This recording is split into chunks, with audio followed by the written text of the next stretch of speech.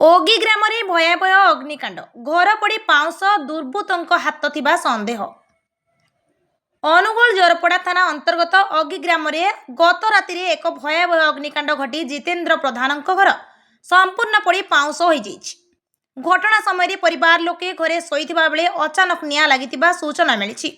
सूचना अनुसार यह साधारण अग्निकांड नुहे बरं केही दुर्बृत्त योजनाबद्ध भावे निया लगाइथिबा संदेह करा जाउछि। उल्लेखनीय जे किछि दिन पूर्वरु मध्य एही घर को दुई थर निया लगाइबा पई चेष्टा होइतिला। सेतेबेले ग्रामवासी सहयोग रे निया को आयत्त करा जाइतिला। एनै पूर्वरु राजस्व निरीक्षकଙ୍କୁ मध्य अवगत करा जाइतिबा सह ग्रामवासी मिलित भावे ठाकुरଙ୍କ पाखକୁ पूजार्चना करथिले।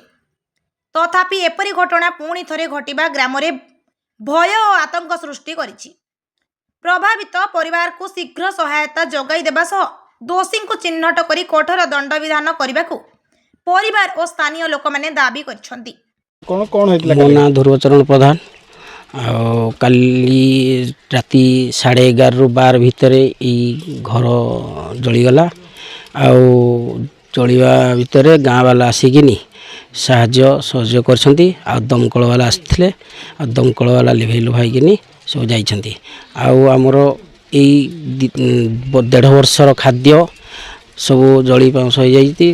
लुगा फटा सब जते बासन फासन जते सब जली पाउंस जाई जाइछि। आमे किछि एई खणी पिंधिया को भी नाही।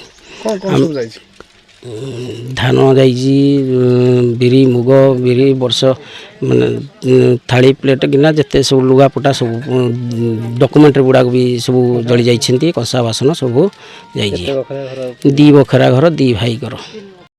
अनुगोल मदन नायक रिपोर्ट ओडिया भास्कर।